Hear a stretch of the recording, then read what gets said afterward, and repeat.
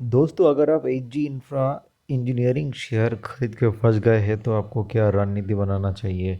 अगर आप 1700 का लेवल में सेल थोड़ा सा नहीं किया है, थोड़ा सा प्रॉफिट बुकिंग नहीं किया है, तो लॉन्ग टर्म का आपका रणनीति क्या होना चाहिए।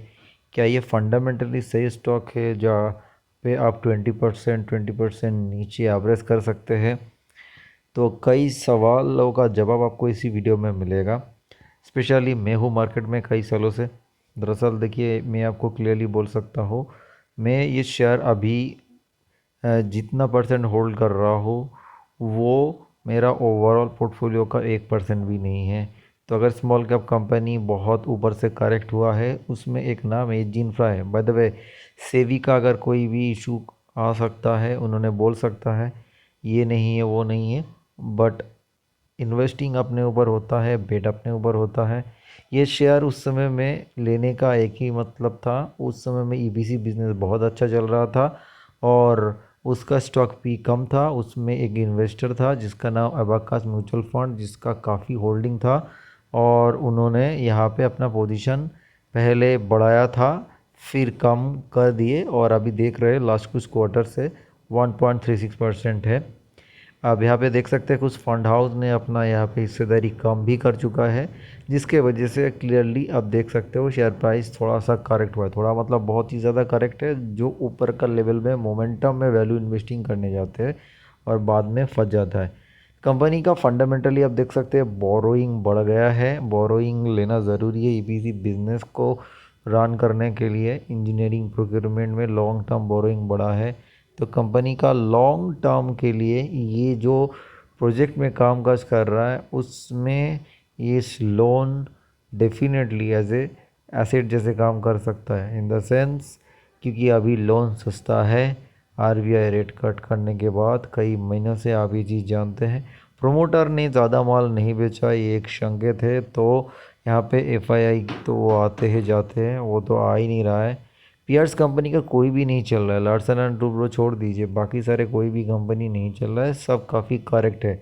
6 मंथ से लगभग हर एक कंपनी करेक्ट है। तो अगर आप अपना एच जी इंफ्रा भी देखेंगे तो यहाँ पे आपको देख सकते हैं एक साल में 50% डाउन है, तो आपको लगेगा। बट एक चीज़ देखिए, 3 साल से एक कंपनी भी रिटर्न नहीं दिया, तो आप यहाँ पे आपको प्रॉफिट एंड लॉस स्टेटमेंट में आके एक चीज़ भी नोटिस करना है कि आप 3 साल से इस कंपनी का प्रॉफिट में कुछ चेंजेस आया।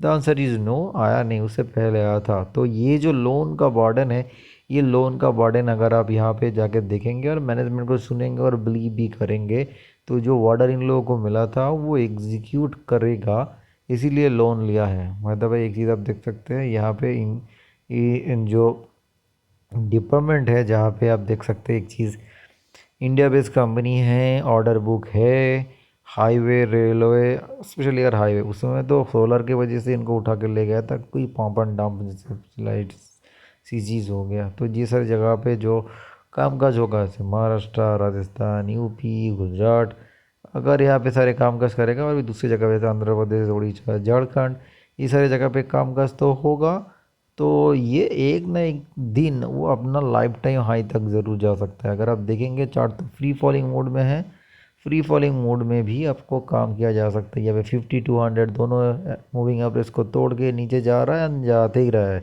50% करेक्ट हुआ है, तो अगर आप फंस गए हैं तो क्या रणनीति बनाना चाहिए।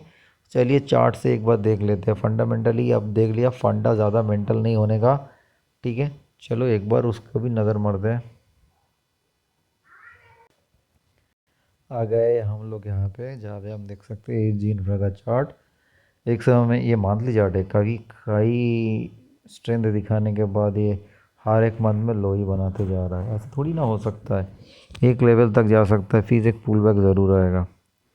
तो अगर हम लॉन्गेस्ट टाइम इन्वेस्टर है तो यहाँ पे हम लोग क्या लगाएंगे, क्वार्टरली चार्ट। तो क्वार्टरली चार्ट में आप देख सकते हैं ये वैल्यू बाइंग की जोन पे आ सकता है, तो it's need a consolidation. Free falling जो हो रहा है ना, इसको बंद होना चाहिए।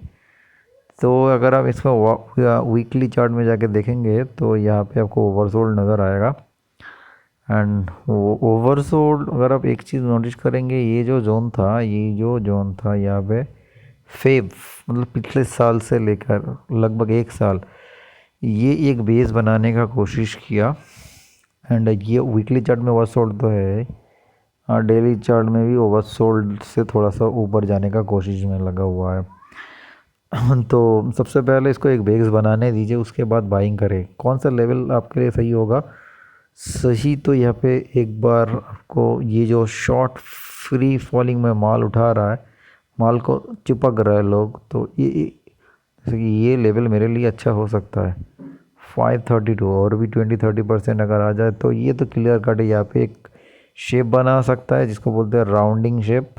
राउंड शेप करके ये ऊपर जाने का दमखम रखता है। हाँ, it will take time, 28, 29, even 30 तक भी ये समय लग सकता है, बट इट्स नीड मतलब हो सकता है कुछ समय के अंदर ये अपना जो ऊपर का मूव है वो शुरू कर दे। टाइम कंसोलिडेशन एंड फिर न्यू रैली शुरू करना है।